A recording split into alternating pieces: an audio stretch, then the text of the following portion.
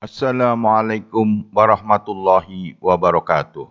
Channel ini menceritakan alur cerita dari buku cerita silat yang ada. Karena hanya alur cerita, maka disarankan untuk membaca bukunya secara utuh.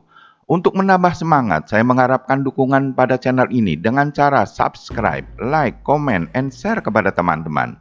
Kali ini saya menceritakan alur cerita Suling Emas, lanjutan dari cerita Bokek Xiansu atau Manusia Dewa, karangan Asmaraman Kopingho. Jilid 11.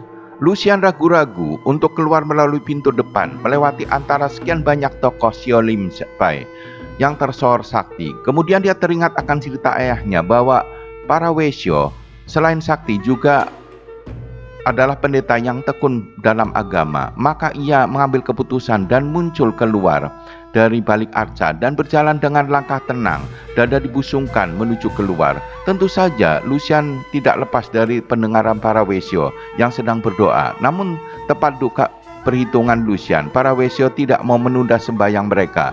Sungguh pun mereka merasa terkejut, heran dan juga marah sekali. Akan tetapi deretan anak murid Siolimpe yang berlutut di bagian belakang, yaitu golongan murid-murid tidak menjadi pendeta, tidaklah setekun para Wesyo. 6 orang murid Siolimpe sudah melompat dengan gerakan ringan menghadang di pintu tengah antara pintu ruangan tengah dan pintu ruangan depan. Para tamu yang hadir ruangan depan juga menjadi heboh. Di antara tamu juga ada yang mengenal Lucian sebagai iblis kecil beracun. Mengingat persahabatan dengan Raja Sakti, maka Qian Hi Hosiang, ketua Siolimpe, membebaskan Lucian.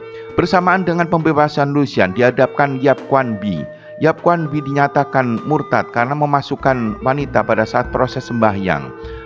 Cepat, bagaikan seekor Garuda menyambar, Lucian sudah bergerak ke depan dan menangkap lengan Yap Quan Bi dan terus membawa loncat keluar. Pada saat itu, Cheng Han Wesyo yang melihat hal ini cepat menyusul dengan pukulan maut dari Siolimpai. Biarpun pukulan Cheng Han Wesyo tidak menyentuh tubuhnya, namun tiba-tiba Quan Bi merasakan dadanya sesak dan pemuda ini langsung muntah darah. Melihat Quan Bi pingsan, Lucian lalu memanggulnya dan sambil melompat ke depan, tangan kirinya segera menyambit jarum merah ke belakang. Untung bagi Lucian, Cheng Han Wesyo dan Cheng Hi Wesyo yang hendak mengejar dicegah oleh Qian Hi Hosiang dan berkata, Amitohud, semoga Sang Buddha melimpahkan kesadaran kepada mereka yang sesat. Cheng Han dan Cheng Hi tidak usah mengejar. Lucian dikejar 3 orang kakak seperguruan Quan Bi. Setelah jauh dari kuil Siolimsi, mengamuklah Lucian membunuh 3 orang kakak seperguruan Quan Bi. Quan Bi yang melihat kakak seperguruan dibunuh dan mengetahui bahwa Lucian itu iblis kecil beracun, sangat kecewa dan bunuh diri. Setelah itu Lucian kemudian merampas kitab Kanti Otot Cuci Sungsum dari Sun Niko, lalu pergi menghilang. Lucian termasuk orang yang mendapat anugerah kekuatan hasil dari banyak macam-macam ilmu silat yang dikuasai.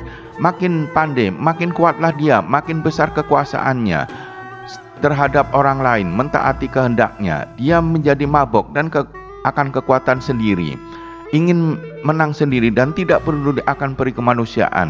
Makin ia turuti nafsunya, makin hebatlah nafsu menggulung dirinya.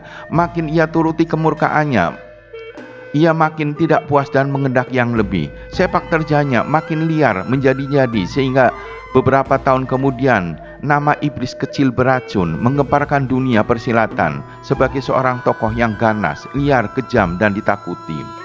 Lucian mencari kitab 13 bintang di Gobi Pai, mencuri pedang Kumala putih yang menjadi pedang pusaka Hoa Sanpai.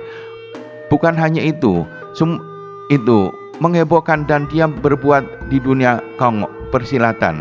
Banyak golongan persilatan yang sengaja ia datangi dan diajak bertanding, mengalahkan ketuanya dan merobohkan banyak sekali tokoh kenamaan sehingga namanya menjulang tinggi bahkan melewati nama besar ayahnya sendiri, Raja Sakti berlengan 8. Demikianlah selama 10 tahun Lucian malang melintang di dunia persilatan. Ilmu kepandaiannya makin hebat, akan tetapi ilmu awet muda, wajahnya tetap cantik jelita, tubuhnya menyiarkan keharuman yang khas, sedangkan bentuk tubuhnya makin menggairahkan seperti seorang gadis remaja. Betapapun liar dan ganasnya watak Lucian, sebagai seorang ibu kadang-kadang ia merasa rindu kepada putranya, Busong. Rasa rindu inilah yang akhirnya membawa kedua kakinya melangkah ke provinsi Shanxi. Pada waktu itu kerajaan Qin muda telah roboh, diganti dengan kerajaan baru yang disebut kerajaan Han muda. Provinsi Shanxi telah berdiri sendiri menjadi kerajaan Houhan. Alangkah kecewa hatinya ketika dia mendengar kabar bahwa bekas suaminya Kam Si-ek telah meletakkan jabatan dan pindah. Tak seorang pun tahu kemana dia pindah. Bekas suaminya, hatinya menjadi dingin, kemudian kembali ia hanya cahaya bahwa putranya Busong tentu saja hidup aman sentosa di samping suaminya. Ingin ia menangis kalau teringat akan putranya, namun hatinya yang keras mencegah. Lebih baik dia tidak mengenal aku sebagai ibunya, demikian pikirnya. Lucian menyelamatkan Pangeran Li Hongyan, putra selir ketiga dari pembunuhan 4 orang bekas anak buah Kam Si-ek yang bersekutu dengan Raja Muda Chow Pa-ong. Mereka memberontak dan selalu berusaha meruntuhkan kerajaan kecil yang sudah berdiri dengan membunuhi para bangsawan dan keluarga raja. Lucian diangkat menjadi pengawal pribadi Pangeran Li Hongyan yang bertugas menemani Pangeran siang malam. Kesempatan ini dipergunakan Pangeran Li Hongyan dan Lucian untuk memadu kasih, mengejar kenikmatan birahi yang tidak ada ujungnya. Lucian dapat menciptakan ilmu silat dengan memanfaatkan rambutnya. Lucian bersekutu dengan Chua Kimbie, selir raja ketujuh yang menjadi murid Lucian. Chua Kimbie mempunyai sifat yang hampir sama dengan Lucian, yaitu haus akan ilmu silat dan suka mengumbar nafsu birahi. Demikianlah Lucian hidup dengan kemewahan dan mengejar kesenangan, pemuasan nafsu dalam istana kerajaan Houhan. Setahun lebih Lucian hidup memuaskan nafsunya, disuguhi pangeran-pangeran dan pengawal-pengawal muda yang tampan dan menarik hatinya. Selain itu, untuk membalas jasa dan kebaikan selir muda raja itu, dia menurunkan beberapa ilmu yang hebat kepada Kimbie. Di antaranya ilmu mempergunakan rambut sebagai senjata, ilmu Ikim Sejue yang berdasari ilmu awet muda, serta latihan obat untuk membuat keringat rambut menjadi harum. Pada saat itu, berkuasa kerajaan Qin yang berhasil meruntuhkan kerajaan Tang muda 923 sampai 936. Perang saudara tiada henti-hentinya. Banyak timbul kerajaan-kerajaan kecil yang menggunakan kesempatan perebutan kekuasaan itu untuk berdiri sendiri. Di antaranya adalah kerajaan Houhan di provinsi Shanxi. Melihat perubahan itu, Jenderal Kam Si-ek yang berjiwa patriotik dan setia kepada kerajaan Tang mengundurkan diri dan rela hidup bertani di dusun Tingchun di kaki gunung Qinglisan. Akan tetapi tidak demikian dengan sebagian besar pendukung Tang yang dipimpin Kong Lo Senjin atau Chow Pa-ong, bekas raja muda kerajaan Tang lama. Ketika kerajaan Tang baru berhasil merobohkan kerajaan Liang, dia memperoleh lagi kedudukan yang baik sebagai pemimpin, para panglima dan penasihat raja.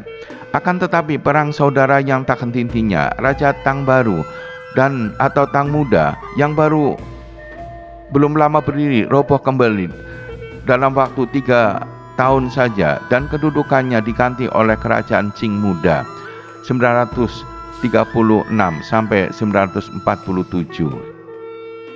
Kong Lo Senjin tentu saja tidak mau tinggal diam. Biarpun kerajaan yang dibelanya telah runtuh, ia tidak putus asa. Dia masih terus melakukan perlawanan untuk merebutkan kekuasaan. Banyak orang-orang pandai menggabungkan diri dengan jago tua ini. Selain berkali-kali menyerang kerajaan Qing muda, banyak mereka ini juga mengadakan gangguan kepada kerajaan-kerajaan kecil seperti kerajaan Houhan yang tidak mau bekerja sama meruntuhkan kerajaan Qing muda. Inilah sebabnya mengapa penyerangan atas diri Pangeran Li Hongyan.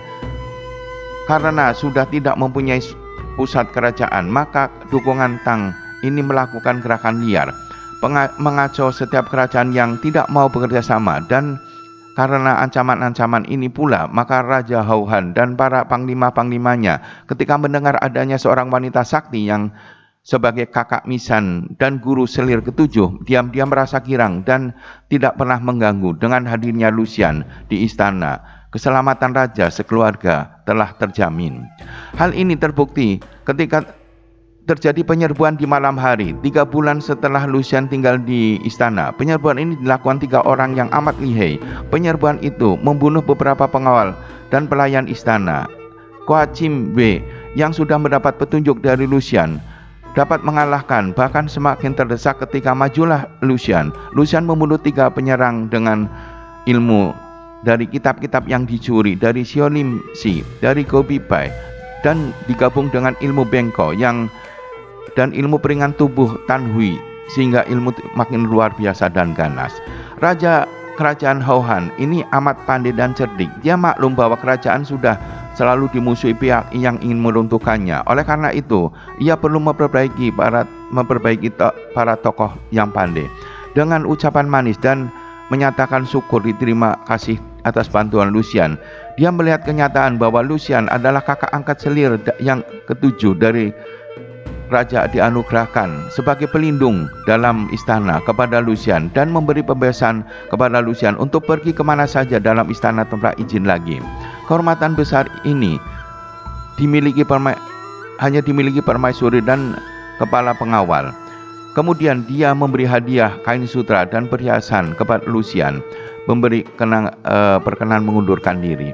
Selir ketujuh Kaisar ini benar-benar pandai mengambil hati, sehingga Lucian merasa gembira sekali setelah berjanji untuk menurunkan ilmu pukulan tangan api merah kepada Kim Wei. Lucian lalu mengatakan tanpa malu-malu di antara para pemuda yang hadir tadi, ia tertarik pada 2 orang pangeran dan seorang panglima muda. Siapa bilang selera kita tidak cocok? Wei bersorak. Dan 2 orang pangeran itu adalah Pangeran Kang yang kulit mukanya halus seperti wanita, dan Pangeran Liang yang gagah seperti harimau. Cocok bukan? Dan panglima muda itu adalah jejaka asli. Usianya baru 20 tahun.